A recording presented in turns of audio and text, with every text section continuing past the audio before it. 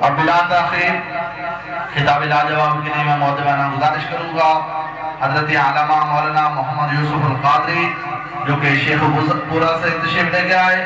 آپ پابند بلند نعرے کا جواب دیں. نعرہ تکبیر، نعرہ رسالت، نعرہ حیدری، نعرہ غوثیہ، جشن عید میلاد النبی، علماء اہل سنت، علماء اہل سنت. حضرت علامہ مولانا قاری یوسف القادری صاحب سرکار کی آمد، منٹھار کی آمد، مدنی کی آمد، کونے کی آمد. زور سے بولو، اونچا بولو، لہرا کر بولو. سلطان کی آمد، مکی کی آمد، مدنی کی آمد. نعرہ حیدری، نعرہ حیدری.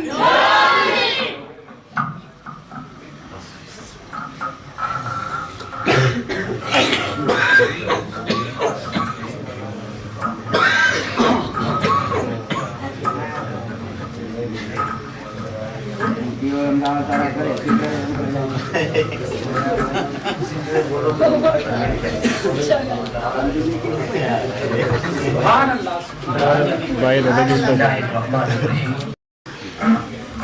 Kakek, santai. نحمده ونصلي ونسلم على سيدنا ومولانا محمد رسوله النبي الكريم الأمين المكين الرؤوف الرحيم.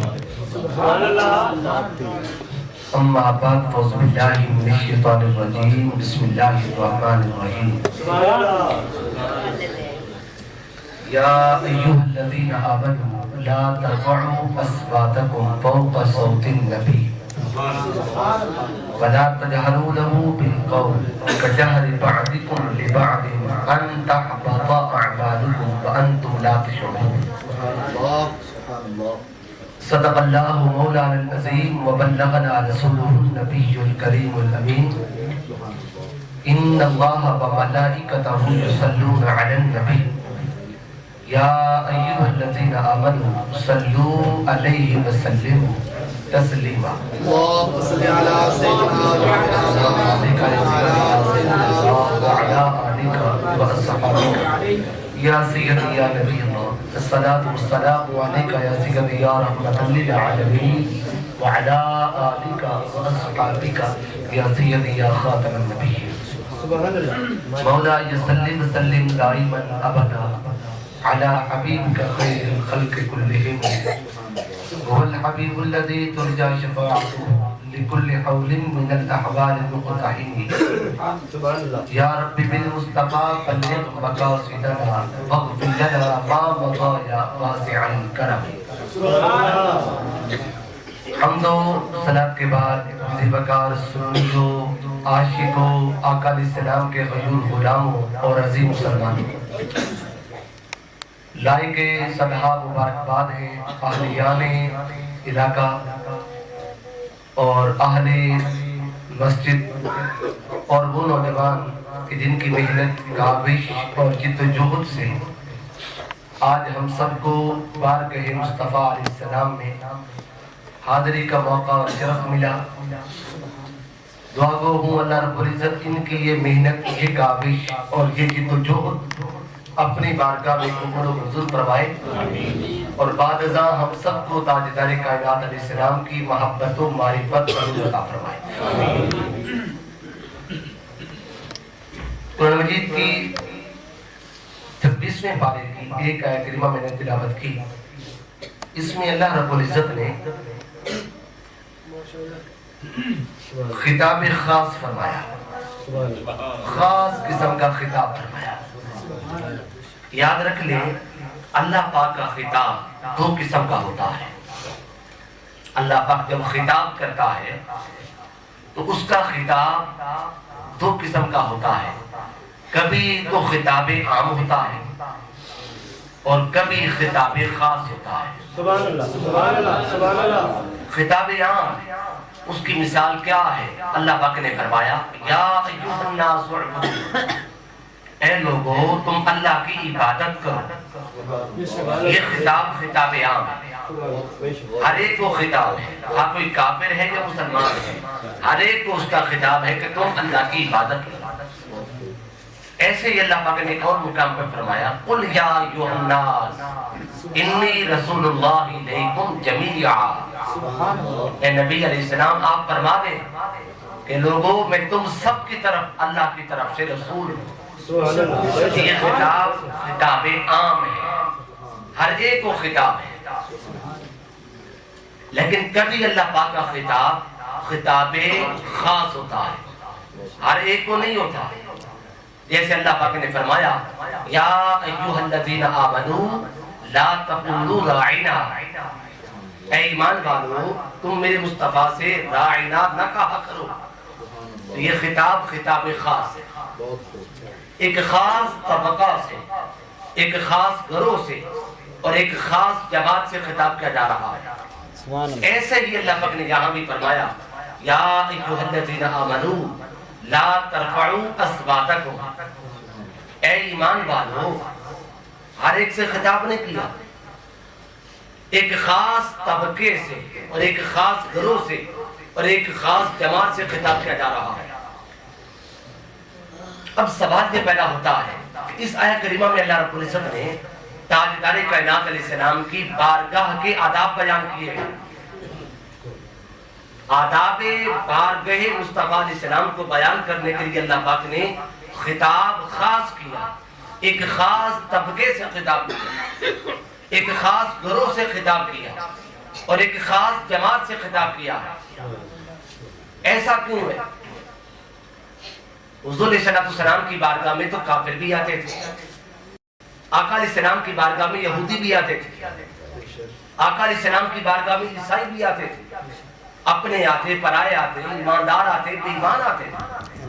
چاہیے تو یہ تھا کہ آداب بارگاہ مصطفیٰ علیہ السلام کو بیان کرنے کے لیے اللہ پاک خطاب عام فرماتا، خاص نہ فرماتا۔ سبحان اللہ۔ کہ جب ہر طرح کے لوگ بارگاہ مصطفیٰ میں آنے جانے والے تھے تو پھر آداب بارگاہ مصطفیٰ علیہ السلام کو بیان کرنے کے لیے اللہ پاک خطاب بھی اس کو عام کرنا چاہیے تھا، یعنی یوں کہتا اے مصطفیٰ کی بارگاہ میں آنے جانے والوں سنو میرے مصطفیٰ کی بارگاہ کا آداب یہ ہے۔ لیکن اس نے اللہ پاک نے خطاب خاص کیا، فقط ایمانداروں سے خطاب کیا۔ سوال پیدا ہوتا ہے کہ ایسا کیوں ہے، ایسا کیوں ہے؟ اس کی ایک وجہ تو یہ ہے کہ چونکہ ہر کوئی جو ہے وہ آداب بارگاہ مصطفیٰ کے قابل نہیں ہے۔ اللہ اکبر، سبحان اللہ، سبحان اللہ۔ اللہ پاک نے فرمایا لوگوں مجھے مصطفیٰ کی بارگاہ کے آداب کے لیے وہ لوگ درکار ہیں جن کا ظاہر بھی اچھا ہو، جن کا باطن بھی اچھا ہو۔ منافق ان کا ظاہر اچھا ہوتا ہے لیکن باطن گندا ہوتا ہے، عیسائی یہودی کافر ان کا ظاہر بھی گندا ہوتا ہے، باطن بھی گندا ہوتا ہے، لیکن مومن فقط وہ ہوتے ہیں کہ جن کا ظاہر بھی اچھا ہو، باطن بھی اچھا ہو۔ سبحان اللہ، نعرہ تکبیر، نعرہ رسالت، نعرہ حیدری۔ چونکہ ہر کوئی آداب بارگاہ مصطفیٰ کے لائق نہ تھا، آداب بارگاہ مصطفیٰ کے قابل نہ تھا، اس لیے اس نے ہر ایک کو خطاب بھی نہیں کیا۔ ایک وجہ یہ بھی ہے کہ اللہ رب العزت نے یہ جو خطاب خاص کیا مومنوں سے، اللہ پاک اس سے ہمیں پیغام دے رہا ہے، ایک پیغام دینا چاہتا ہے کہ لوگوں دیکھو میں رب ہوں، مصطفیٰ کا خدا ہوں، مصطفیٰ کا رب ہو کر جب میں مصطفیٰ کی تعظیم کا درس دیتا ہوں، مصطفیٰ کی عظمت کا جب میں بیان کرتا ہوں، مصطفیٰ کا جب میں مقام بیان کرتا ہوں تو پھر میں ہر ایک کو بیان نہیں کرتا ہوں، اللہ اکبر، میں ہر ایک کو بیان نہیں، فقط مومنوں کو بیان کرتا ہوں، ہر ایک کو بیان نہیں کرتا ہوں۔ لہذا لوگوں رب کی طرف سے تمہیں پیغام کے ہے جب تم میرے مصطفیٰ کی شان سنانا چاہو اور میرے مصطفیٰ کا مقام بیان کرنا چاہو اور میرے مصطفیٰ کی تعظیم و توقیر کا درس دینا چاہو تو پھر ہر ایک کو نہ سنایا کرو، اس مجلس کا انتخاب کیا کرو جہاں عشاقان مصطفیٰ ہو، سبحان اللہ، جہاں مصطفیٰ کے چاہنے والے بیٹھے ہوں، اس مجلس کا انتخاب کیا کرو، کیونکہ ہر کوئی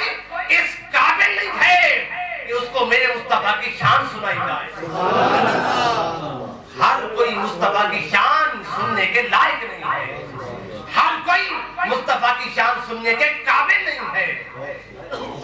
سبحان اللہ، سبحان اللہ، سبحان اللہ۔ ہمارے ہاں یہ قاعدہ ہے کہ بڑے کی بارگاہ کے آداب چھوٹا بیان کرتا ہے۔ آپ وزیر اعظم کی بارگاہ میں چلے جائیں تو وزیر اعظم کی بارگاہ کے آداب جو اس کا نوکر چاکر ہوگا وہ بیان کرے گا کہ تم وزیر اعظم کے پاس آئے ہو، وزیر اعظم کی بارگاہ کے آداب یہ ہیں۔ آپ صدر کی بارگاہ میں جائیں تو صدر کی بارگاہ کے آداب صدر کا باپ بیان نہیں کرے گا، صدر کا جو نوکر چاکر ہوگا، جو خدمت گزار ہوگا وہ بیان کرے گا۔ ابھی صدر کی بارگاہ کے آداب یہ ہیں۔ آپ داتا صاحب کی بارگاہ میں گئے، داتا صاحب کی بارگاہ کے آداب آپ کو آپ کے امام صاحب بیان کریں گے، آپ کے والدین بیان کریں گے، بڑے بیان کریں گے، یہ چھوٹے یہ بیان کریں گے بڑے کی بارگاہ کے آداب کیا ہیں۔ سبحان اللہ۔ آپ حضور غوث الاعظم کی بارگاہ میں گئے تو حضور غوث الاعظم کے بیان کے بارگاہ کے آداب کون بیان کرے گا؟ جو ان کے خادم نوکر چاکر جو مرید ہوں گے۔ تو قاعدہ ضابطہ یہ ہے کہ بڑے کی بارگاہ کے آداب چھوٹا بیان کرتا ہے۔ چنانچہ یہی ہوا آدم علیہ السلام سے لے کر عیسیٰ علیہ السلام تک ہر نبی، ہر پیغمبر رسول خدا کی بارگاہ کے آداب بیان کرتا رہا۔ آدم علیہ السلام آئے، اللہ تعالیٰ کی بارگاہ کے آداب بیان کرتے رہے۔ نوح علیہ السلام آئے، اللہ تعالیٰ کی بارگاہ کے آداب سناتے رہے۔ زکریا علیہ السلام آئے، خدا تعالیٰ کی بارگاہ کے آداب بیان کرتے رہے۔ یحییٰ علیہ السلام آئے، خدا تعالیٰ کی بارگاہ کے آداب بیان کرتے رہے۔ موسیٰ علیہ السلام آئے، خدا تعالیٰ کی بارگاہ کے آداب سناتے رہے۔ عیسیٰ علیہ السلام آئے، خدا تعالیٰ کی تعظیم و توقیر کا درس دیتے رہے۔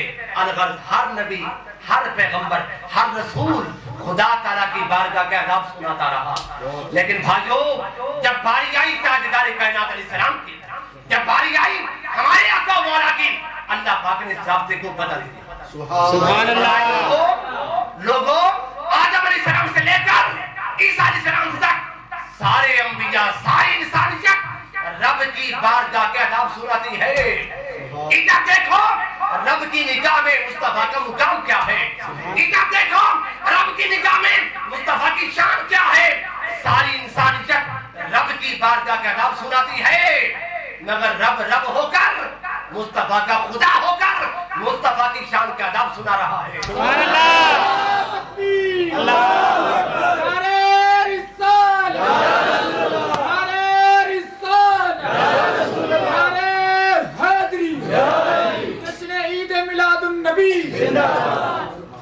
یہاں سے پیغام یہ بھی ہے کہ دیکھو لوگوں، اگر رب ہو کر مصطفیٰ کی شان بیان کرتا ہے، ارے تم تو بندے ہو، تم تو حضور کے بندے ہو، غلام ہو، تمہارا حق زیادہ بنتا ہے میرے مصطفیٰ کی شان سنایا کرو۔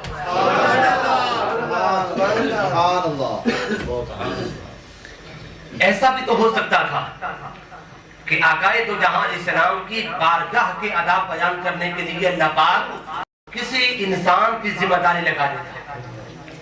ایسا بھی تو ہو سکتا تھا، فرماتا ابو بکر تیرا اور کوئی کام نہیں ہوگا، جس مقام پر میرا مصطفیٰ تشریف فرما ہو جایا کرے تو کھڑا ہو کر میری مصطفیٰ کے بارگاہ کے آداب سنا دیا کر۔ ایسا ہو سکتا تھا لیکن ہوا نہیں۔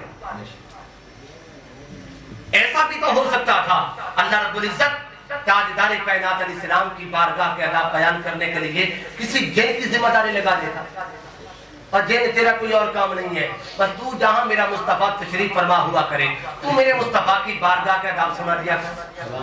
ایسا ہو سکتا تھا لیکن ہوا نہیں۔ ایسا بھی تو ہو سکتا تھا کہ تاجدار کائنات علیہ السلام کی بارگاہ کے آداب بیان کرنے کے لیے اللہ پاک کسی فرشتے کی ذمہ داری لگا دیتا، جبرائیل یا میکائیل تیرا کام بس یہ ہوگا آج کے بعد میرے مصطفیٰ کی بارگاہ کے آداب سنایا۔ ایسا ہو سکتا تھا لیکن ایسا بھی نہیں۔ پوچھا مولا تو نے بار کہے آداب مصطفیٰ علیہ السلام کو بیان کرنے کے لیے، یہ آداب بار کہے مصطفیٰ کو بیان کرنے کی ذمہ داری نہ تو کسی جن کی لگائی، نہ کسی انسان کی لگائی، نہ کسی فرشتے کی لگائی، ایسا کیوں ہے؟ اس نے کہا میں آداب بارگاہ مصطفیٰ کو بیان کرنے کے لیے ذمہ داری کسی جن کی یا کسی فرشتے کی یا کسی انسان کی تو تب لگا تھا جب کسی کو مصطفیٰ مصطفیٰ کی عظمت کا اندازہ ہوتا. کسی جن یا کسی فرشتے یا کسی انسان کی ذمہ داری آداب بارگاہ مصطفیٰ کو بیان کرنے کی میرے کو تب لگا تھا جب کسی کو میرے مصطفیٰ کی عظمت کا اندازہ ہوتا. ارے یا ابا بکر لم یعرفنی حقیقتا سوا ربی. ساری کائنات میں کوئی نہیں جانتا ہے کہ مصطفیٰ کی حقیقت کیا ہے, مصطفیٰ کی عظمت کیا ہے, کوئی جانتا نہیں ہے. تو جب کوئی مصطفیٰ کی عظمت کا اندازہ نہیں رکھتا ہے تو کوئی میرے مصطفیٰ کی بارگاہ کا نام کیسے بیان کرے. سبحان اللہ, سبحان اللہ. حضرت سیدنا شیخ امام ابو الحسن رفاعی وہ بیان کرتے ہیں, قبل توجہ بات, بہت بڑے عارف باللہ گزرے ہیں. النبراس کتاب کا حوالہ دیا جا رہا, اس میں یہ بات درج ہے.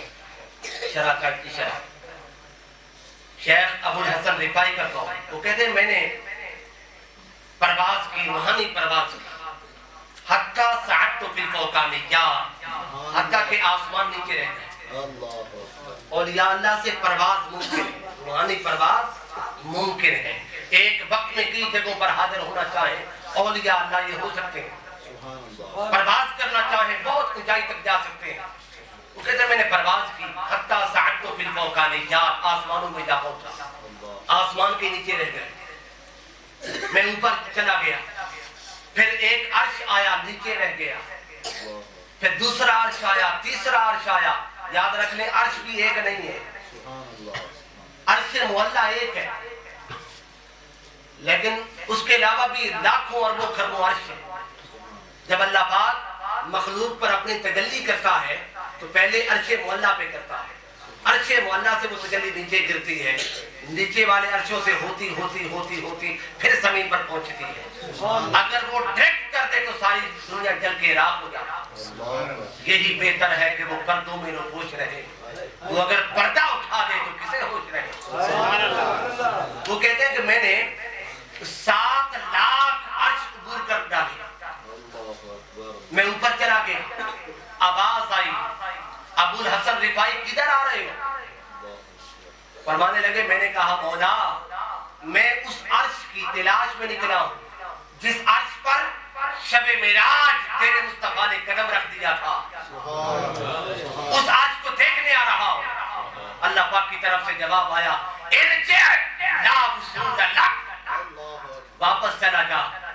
ابو الحسن رفاعی تو واپس چلا جا, تو کیا لاکھوں اربوں خربوں سال بھی تو پرواز کرتا رہے, تو کیا تیرا خیال بھی اس عرش تک نہیں پہنچ سکتا ہے جس عرش پر شب معراج میرے مصطفیٰ نے قدم رکھ دیا. سبحان اللہ, نعرہ تکبیر, نعرہ رسالہ,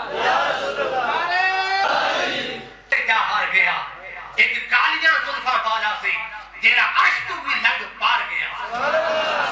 جس نبی کے قدم اتنے اونچے ہیں اس نبی کا سر کتنا اونچا ہوگا. حضرت سیدنا شیخ بایزید بستامی رحمت اللہ تعالی علیہ داتا صاحب فرماتے ہیں کہ معرفت کے تصوف کے 10 بڑے امام ہیں. ان 10 بڑے اماموں میں سے ایک بڑے امام کا نام بایزید بستامی ہے. داتا صاحب ان کو اپنا امام مانتے ہیں. ایک بار میرا دل دیکھو تو صحیح آقا علیہ السلام کی عظمت کیا ہے. حضرت سیدنا بایزید بستامی فرماتے ہیں, جن کو داتا صاحب بھی اپنا امام مانتے ہیں, کہ میں نے معرفت کے سمندر میں غوطہ لگایا. جب غوطہ لگایا تو مجھے پتہ چلا فَإِذَا بَيْنِي وَبَيْنَهَا أَلْفُ حِجَابٍ مِّن نُّورٍ, جہاں میری انتہا ہو رہی تھی اور پھر جس مقام سے تاجدار کائنات علیہ السلام کی ابتدا ہو رہی تھی, میری انتہا کے درمیان اور مصطفیٰ کی ابتدا کے درمیان 1000 نور کے پردے حائل تھے.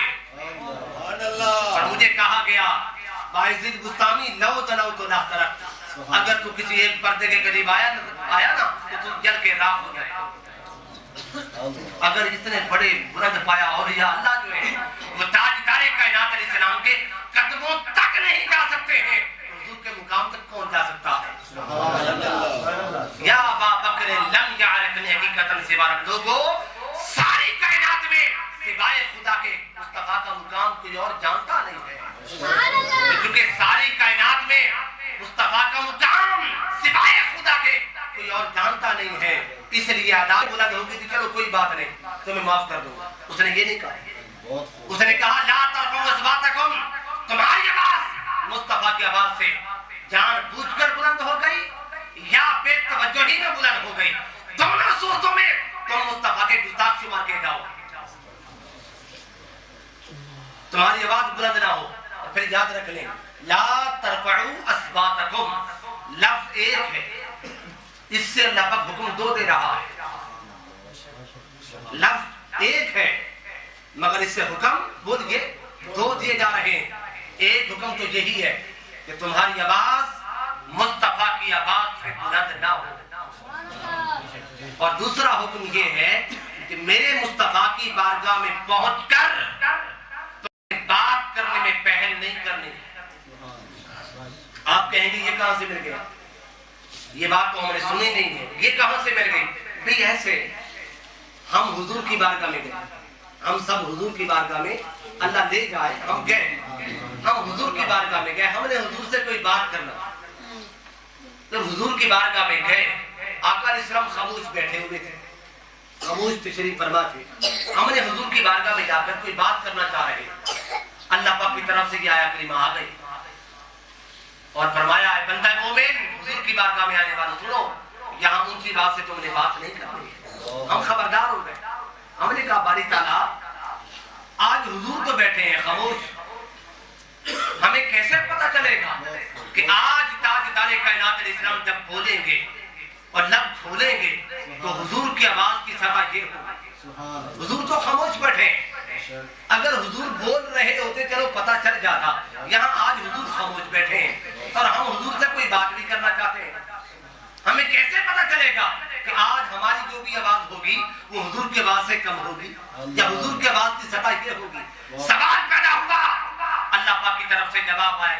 یہ تقریباً زبان حال سے بولی بندے یہاں آ کر خاموش ہو کر ہاتھ باندھ کر بیٹھ جا اور بیٹھ کر میرے مصطفیٰ کے بولنے کا انتظار کر کہ جب میرا مصطفیٰ بولے لب کھولے اگر اس کے آواز کی سطح یہ ہو تو پھر تیری آواز کی سطح یہ نہیں ہونی چاہیے، پھر یہ ہونی چاہیے. سبحان اللہ سبحان اللہ. کیونکہ رب کو مصطفیٰ سے پہل کرنا دوبارہ نہیں ہے. آپ نے کبھی سوچا ہے صبح کی جب اذان ہو جائے تو سورج کے طلوع ہونے تک فجر کی بس دو جو فرض ہیں اور دو سنتیں، اس کے علاوہ آپ کوئی نفلی نماز نہیں پڑھ سکتے، نفل نہیں پڑھ سکتے. دو سنتیں پڑھیں گے، فرض تو پڑھنے ہی پڑھنے ہیں. دو سنتوں کے علاوہ کوئی اور نفل جائز نہیں ہے. کیوں جائز نہیں ہے؟ اس کی کوئی اور وجہ نہیں ہے سوائے اس ایک وجہ کے کہ رب کو مصطفیٰ سے پہل کرنا دوبارہ نہیں ہے. اس وقت میں مصطفیٰ نے کوئی اور نفل پڑھے نہیں تھے. اور حدیث پاک میں آتا ہے تاجدار کائنات علیہ السلام کی حیات طیبہ میں ایک شخص نے قربانی کر لی حضور سے پہلے. اللہ پاک نے وحی فرمایا میرے مصطفیٰ اس کو بتا دے اس کی قربانی رب کی بارگاہ میں مردود ہو گئی ہے کیونکہ اس نے مصطفیٰ آپ سے پہل کر لی ہے اور رب کو مصطفیٰ سے پہل کرنا گوارا نہیں ہے. لا ترفعوا اصواتکم. یاد رکھ لیں اس آیا کریمہ میں اللہ رب العزت نے آقا علیہ السلام کی ذات کا ادب نہیں سکھلا رہا بلکہ آقا علیہ السلام کی آواز کا ادب سکھلا رہا ہے کہ لوگوں میرے مصطفیٰ کی آواز کا ادب یہ ہے کہ تمہاری آواز مصطفیٰ کی آواز سے اونچی نہ ہو. ذات کا ادب نہیں سکھلایا جا رہا، یہاں تو صرف مصطفیٰ کی آواز کا ادب سکھلایا جا رہا ہے. لوگوں سوچو تو صحیح، جس رب کی نگاہ میں مصطفیٰ کی آواز کی بے ادبی گوارا نہیں ہے اس رب کی نگاہ میں مصطفیٰ کی ذات کی بے ادبی کیسے گوارا ہوگی؟ جو رب ہو کر مصطفیٰ کی آواز کی بے ادبی جو ہے اس کو گوارا نہیں کرتا ہے وہ مصطفیٰ کی ذات کی بے ادبی کیسے گوارا کر لے گا؟ یہی وجہ تھی تھک گئے نا، یہی وجہ تھی شب معراج تاجدار کائنات علیہ السلام جب مسجد اقصی میں آئے سارے انبیاء کو صفوں پر کھڑا کر دیا گیا تھا. مصطفیٰ آئے حضور کو صفوں پر کھڑا نہیں کیا گیا، حضور کو مصلی پہ کھڑا کر دیا. پیغام یہ تھا لوگوں دیکھو جب کوئی نبی میرے مصطفیٰ کی طرح نہیں ہے تو پھر امتیوں میں سے کوئی امتی مصطفیٰ کی طرح کس طرح ہو سکتا ہے؟ سبحان اللہ نعرہ تکبیر نعرہ رسالت نعرہ رسالت نعرہ حیدری جس نے عید میلاد النبی تم ذات خدا سے نہ جدا ہو نہ خدا ہو اللہ ہی کو معلوم کیا جانیے کیا آگے فرمایا وَلَا تَجْهَرُوا لَهُ بِالْقَوْلِ كَجَهْرِ بَعْضِكُمْ لِبَعْضٍ ایمان والو میرے مصطفیٰ کی بارگاہ میں آنے والوں سنو تمہاری آواز بھی بلند نہ ہو اور میرے مصطفیٰ کی بارگاہ میں پہنچ کر بات کرنے میں تم نے پہل بھی نہیں کرنی اب تیسرا ادب سکھلایا کہ ہاں حضور کی بارگاہ میں جا رہے تم نے حضور کو پکارنا بھی ہوگا حضور کو تم نے ندا بھی کرنی ہوگی سنو وَلَا تَجْهَرُوا لَهُ بِالْقَوْلِ میرے مصطفیٰ کو ایسے مت پکارنا جیسے تم ایک دوسرے کو پکارتے ہو سبحان اللہ یہاں بھی لفظ ایک ہے مگر حکم دو ہے ایک حکم یہ ہے کہ مصطفیٰ کو پکار بھی سکتے ہو اور دوسرا حکم یہ ہے کہ وہ پکارنا ایسے نہیں ہونا چاہیے جیسے تم ایک دوسرے کو پکارتے پکارنے کے اندر بے ادبی نہیں ہونی چاہیے دو حکم دیے جا رہے ہیں سوال پیدا ہوا باری تعالیٰ کیا حضور کو ہم یا محمد ذاتی نام کے ساتھ بلا لیں سوال ہوا باری تعالیٰ پکار سکتے ہیں حضور کو ہم یا محمد کہہ لیا کرے ذاتی نام کے ساتھ حضور کو بلا لیا کرے پکار دیا کرے سوال ہوا اللہ پاک نے جواب دیا فرمایا لوگوں دیکھتے نہیں ہو الحم سے لے کر الناس تک سارا قرآن پڑھ کے دیکھ لو کسی ایک مقام پر بھی میرے مصطفیٰ کو یا محمد نہیں کہا دیگر انبیاء کو جب بھی میں نے پکارا آدم کو پکارا تو یا آدم کہا یا آدم اسکن انت وزوجک الجنہ یا آدم کہا نوح علیہ السلام کو اللہ پاک نے پکارا تو کہا یا نوح انہو لیس من اہلک یا نوح کہا زکریا علیہ السلام کی باری آئی تو کہا یا زکریا انا نبشرک بغلام اسمہ یحییٰ یا زکریا کہا ذاتی نام کے ساتھ بلایا یحییٰ علیہ السلام کی باری آئی تو فرمایا یا یحییٰ خذ الکتاب بقوہ یا یحییٰ کہا موسیٰ علیہ السلام کی باری آئی وما تلک بیمینک یا موسیٰ یا موسیٰ کہا عیسیٰ علیہ السلام کی باری آئی تو فرمایا یا عیسیٰ انی متوفیک ورافعک الغرض آدم علیہ السلام سے لے کر عیسیٰ علیہ السلام تک اللہ پاک نے ہر نبی کو ہر پیغمبر کو ہر رسول کو ذاتی نام کے ساتھ بلایا ہے ذاتی نام کے ساتھ پکارا ہے جب تاجدار کائنات علیہ السلام کی باری آئی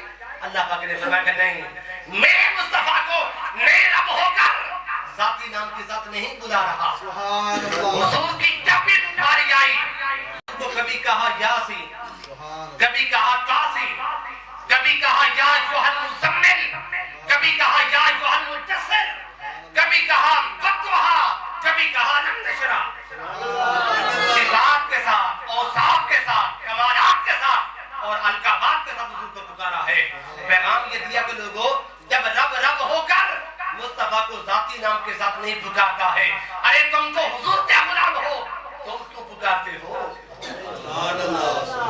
پھر دیکھیے قابل توجہ بات میں سارا اسی ایک ایسے کلمہ کے تحت بیان کر رہا ہوں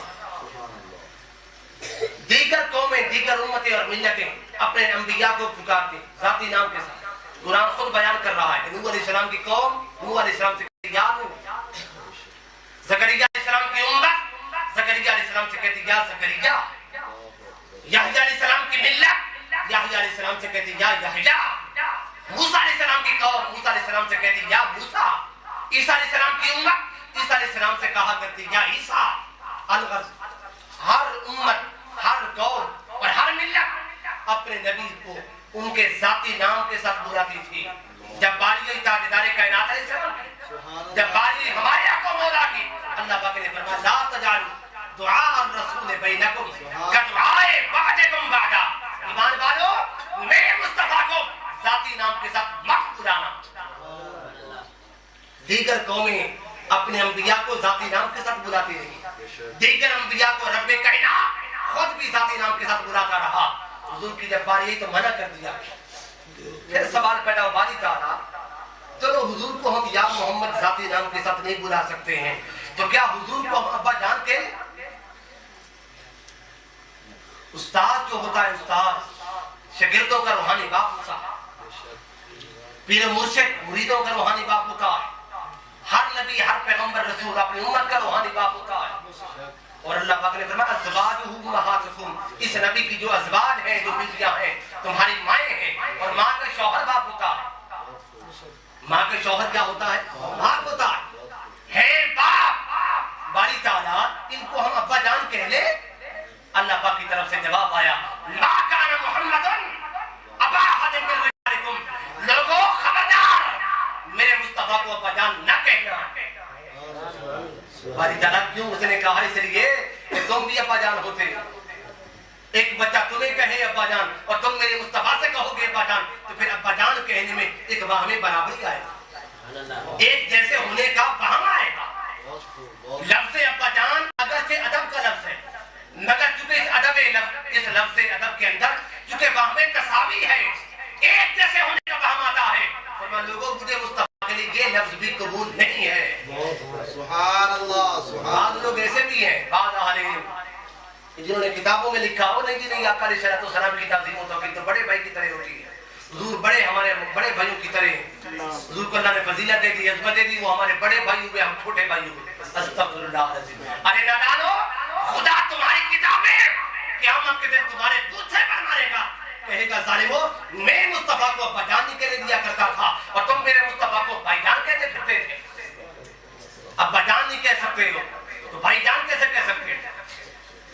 سوال ہوا باری تعالیٰ تو بتا تو صحیح تیرے مصطفیٰ کو جب ہم یا محمد بھی نہیں کہہ سکتے ابا جان نہیں کہہ سکتے بھائی جان نہیں کہہ سکتے تو پھر کیا کہے؟ ہر شے کا جواب موجود ہے بشرطے کہ عقل موجود ہو. اور عقل موجود تب ہوتی ہے جب ہو گئی. یا تم نے میرے مصطفیٰ کو ایسے بلا دیا جیسے اوروں کو بلایا جاتا ہے. ایک دوسرے کو تم بلاتے پھرتے ہو تو پھر کیا ہوگا؟ انت احبط اعمالکم تمہارے سارے اعمال حتیٰ کہ تمہارا ایمان بھی تباہ و برباد ہو جائے گا. انتم لا تشعرون اور تم سے تمہارا شعور تمہاری عقل بھی چھین لی جائے گی. سبحان و باری تعالیٰ قاعدہ تو یہ ہے کہ جرم اگر ایک ہو تو سزا بھی ایک ہوتی ہے. جرم اگر ایک ہو تو سزا بھی ایک ہوتی ہے. جرم دو ہو تو پھر سزائیں بھی دو ہوتی ہیں. یہاں گستاخ مصطفیٰ نے جرم تو ایک کیا کہ حضور کی گستاخی کر ڈالی آقا علیہ السلام کی بے ادبی کر لی. جرم ایک کیا تھا سزا بھی ایک ہونی چاہیے کہ اس کے سارے اعمال تباہ و برباد ہو جاتے. لیکن تو یہ کہہ رہا کہ انت احبط اعمالکم وانتم لا تشعرون اس کے اعمال بھی تباہ کر دوں گا اور اس سے اس کا شعور اور عقل بھی چھین لوں گا. جرم ایک ہو تو سزا بھی ایک ہوتی ہے. جرم دو ہو تو سزائیں بھی دو ہوتی ہے. مولا مجرم نے جرم تو ایک کیا تھا لیکن تو نے سزائیں دو دے دی. یہاں سزا حد سے بڑھ کر کیوں ہے؟ اور پھر یہ دیکھیے مجرم کو جرم کی سزا دنیا میں مل جائے تو پھر قیامت کے دن نہیں ملے گی. جو مجرم جو گستاخ جو مجرم جو ہے چوری کرنے والا ہے قتل کرنے والا ہے اگر اپنے جرم کی سزا دنیا میں پا لے گا آخرت میں پھر سزا نہیں پائے گا. بسارے فقطعوا ایدیہما جزاء بما کسبا نکالا من اللہ. ہاتھ کاٹ دو بس کہ ہاتھ کا جو کٹنا ہے یہی مکمل سزا ہے. لیکن یہاں اللہ پاک نے فرمایا ان الذین یؤذون اللہ ورسولہ لعنہم اللہ فی الدنیا والآخرہ وأعد لهم عذابا مہینا. فرمایا جو لوگ میرے مصطفیٰ کو ٹھیس پہنچائیں گے اذیت دیں گے بے ادبی گستاخی کریں گے دنیا پر بھی ان پر اللہ تعالیٰ کی لعنت ہوگی آخرت میں بھی لعنت ہوگی اور آخرت میں ان کے لیے رسوا کرنے والا عذاب بھی ہوگا.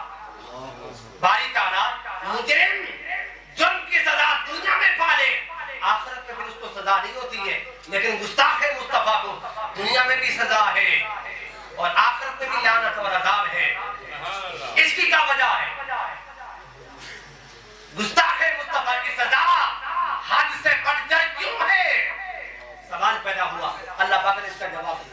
اللہ پاک نے فرمایا وَتُعَزِّرُوهُ وَتُبَكِّرُوهُ، تم نے سنا نہیں کہ میں نے یہ کہا تھا کہ لوگوں میرے مصطفیٰ کا ادب کرو، مگر ادب حد سے بڑھ کر کرو۔ چونکہ اس نبی کا ادب حد سے بڑھ کر تھا، اس نبی کی تعظیم حد سے بڑھ کر تھی، اس ظالم نے گستاخ نے حد سے بڑھ کر جو ادب تھا اس کا لحاظ نے کیا ہے، اس کا خاص نے کیا ہے، اس کا خیال نے کیا ہے، اس لیے پھر میں نے اس کو سزا کی حد سے بڑھ کر دی ہے۔ آپ کہیں گے اس پر کوئی دلیل ہے کہ تاجدار کائنات علیہ السلام کا ادب حد سے بڑھ کر ہے، اور صحابہ کرام تاجدار کائنات علیہ السلام کا ادب حد سے بڑھ کر کرتے تھے؟ ہاں، اس پر دلیل حدیث پاک میں موجود ہے، صحابہ کی صحیح حدیث پاک۔ حدیبیہ کے موقع پر جب 1400 صحابہ کرام کو لے کر تاجدار کائنات علیہ السلام پہنچے ہوئے تھے، اور کفار مکہ نے آقا دو جہان السلام کی اور صحابہ کرام کی صورتحال کا جائزہ لینے کے لیے عروہ بن مسعود جو بعد میں صحابی ہوئے، ان کو جاسوس بنا کے بھیجا تھا، جا معلوم کرو ان کی تعداد کیا ہے، ان کے پاس سامان جنگ کتنا ہے، ان کے افراد کیا ہیں۔ عروہ بن مسعود ابھی کافر تھے، وہ جاسوسی کر کے واپس گئے۔ انہوں نے کہا کہ لوگوں کافروں تم ان کا مقابلہ نہیں کر سکتے۔ انہوں نے کہا وہ کیسے؟ مالکن جت یعظمہ ما یعظمہ اصحاب محمد محمد، خدا کی عزت کی قسم بڑے بڑے بادشاہوں کے پاس میں گیا ہوں، مگر کسی بڑے سے بڑے بادشاہ کی بھی تعظیم و توقیر اتنی ہوتے ہوئے میں نے نہیں دیکھی ہے کہ مصطفیٰ کے صحابہ کو مصطفیٰ کی کرتے ہوئے میں نے دیکھی ہے۔ سبحان اللہ۔ انہوں نے کہا وہ کیسے؟ عروہ بن مسعود نے کہا اگر مسلمانوں کا نبی خطاب کرتا تھا ان کی گردنیں جھک جاتی تھی، اگر مسلمانوں کا پیغمبر ان کو بلاتا تھا وہ دیوانہ وار ہو کر بھاگ کھڑے ہوتے تھے، اگر ان کا نبی تھوکتا تھا تو نبی علیہ السلام کے تھوک کو وہ دیوانے نیچے نہیں گرنے دیتے تھے، اپنے ہاتھوں پر لے کر چہرے پر مل دیا کرتے تھے۔ اگر وہ لوگ جو اپنے نبی کا تھوک نیچے نہیں گرنے دیتے وہ خون کیسے نیچے گرنے دیں گے؟ بھائیو قابل توجہ بات، کسی کے تھوک کو چہرے پر مل لینا، بتائیے یہ ادب حد کے اندر ہے یا حد سے بڑھ کر؟ سبحان اللہ۔ اگر حد کے اندر ہوتا صحابہ کرام تاجدار کائنات علیہ السلام کے تھوک کو اپنی ہنڈیوں میں نہ ڈلواتے، اپنے گنے ہوئے آٹے کے نہ ڈلواتے، اپنے چہرے پر نہ ملتے، پتہ چلا صحابہ کرام مصطفیٰ کا ادب حد سے بڑھ کر کرتے تھے۔ ہر ایک کا ادب ایک حد کے اندر ہے، والدین کا ادب ایک حد کے اندر ہے، استاد کا ادب ایک حد کے اندر ہے، پیر و مرشد کا ادب ایک حد کے اندر ہے۔ یہ ادب اگر حد کے اندر رہے ادب رہتا ہے، لیکن مصطفیٰ کا ادب حد سے بڑھ کر ہے۔ مصطفیٰ کا ادب اگر حد کے اندر رہ کر کیا جائے مصطفیٰ کا ادب بنتا ہی نہیں ہے، بے ادبی بن جاتی ہے۔ مصطفیٰ کا ادب بنتا تب ہے جب ساری حدیں کراس کر دی جائیں۔ بھائیو ایمان کا مرکز مصطفیٰ کی ذات ہے، ایمان کا بمبا مصطفیٰ کی ذات ہے، ایمان کا سرچشمہ مصطفیٰ کی ذات ہے۔ اسی کا ایمان سلامت ہوگا جس کا تعلق ذات مصطفیٰ کے ساتھ قائم ہوگا، اسی کا ایمان قائم رہے گا جو مصطفیٰ کی ذات کے ساتھ اپنا ربط قائم رکھے گا۔ میں اکثر اس کی مثال دیا کرتا ہوں کہ اپالو 11ویں چاند گاڑی چاند پر گئی تھی، 11ویں چاند گاڑی کیسے کہ اس کا اپنے کنٹرول روم کے ساتھ رابطہ قائم تھا، اس لیے 11ویں چاند گاڑی چاند پر گئی تھی، سلامت گئی تھی، یہ سلامت واپس آ گئی تھی۔ لیکن اس سے پہلے اپالو 10 10ویں چاند گاڑی وہ بھی گئی تھی، اس کے ساتھ کیا ہوا تھا کہ راستے میں اس چاند گاڑی کا رابطہ اپنے کنٹرول روم سے کٹ گیا، رابطہ کٹا، اپالو 10 اور سلامت واپس آ گیا، لیکن اپالو 10 کا رابطہ کٹا، وہ تباہ و برباد ہو گیا. اور پھر ان کا کنٹرول روم امریکہ تھا. تمہارا کنٹرول روم امریکہ نہیں مدینہ ہے. گنبد خضرا ہے. جس کے رابطے گنبد خضرا کے ساتھ قائم رہیں گے وہ ساری کائنات کا سفر کر کے واپس اپنی منزل کی طرف آئیں گے. اور جن کے رابطے گنبد خضرا سے کٹ گئے وہ تباہ و برباد ابو جہل ابو لہب کل بھی تھے، آج بھی ہیں، کل بھی ہوں گے. انسان اے مرد مومن تیری منزل توحید ہے. ابالو کی منزل تسخیر مہتاب تھی. اس نے چاند کو مانا تھا، تو نے چاند کو نہیں، چاند کے بھی چاند کو مانا ہے. تو نے چاند کے رب کو مانا ہے. ارے رب کو مانے والے بار کہے رب تک رسائی چاہتا ہے، خدا کے قرب کی منزل چاہتا ہے. خدا کی عزت کی قسم خدا اسی کو ملے گا جس کا کنٹرول مصطفیٰ کے ہاتھ میں ہوگا. جو چاہے مصطفیٰ سے تو ربط کٹ جائے، خدا سے ربط بن جائے، وہ جھوٹا ہے، وہ پاگل ہے، وہ مغالطے میں ہے. خدا تک جب بھی کسی کی رسائی ہوئی وہ بات تو پہلے مصطفیٰ کے ہوئی. جو مصطفیٰ کا ہے خدا اسی کا ہے، جو مصطفیٰ کا نہیں وہ خدا کا نہیں. بقول اعلی حضرت بخدا خدا کا یہی ہے در، بخدا خدا کا یہی ہے در، نہیں اور کوئی مفر مکر. جو وہاں سے ہو یہیں آ کے ہو، جو یہاں نہیں وہ وہاں نہیں. اللہ تعالیٰ سے دعا ہے اللہ تعالیٰ ہماری یہ محفل اپنی بارگاہ میں قبول و منظور فرمائے اور آقائے دو جہان اسلام کا ہم سب کو اطاعت گزار بنائے اور آقائے دو جہان اسلام کی محبت و معرفت کا ہم سب کو نور عطا فرمائے. وما علینا الا البلاغ.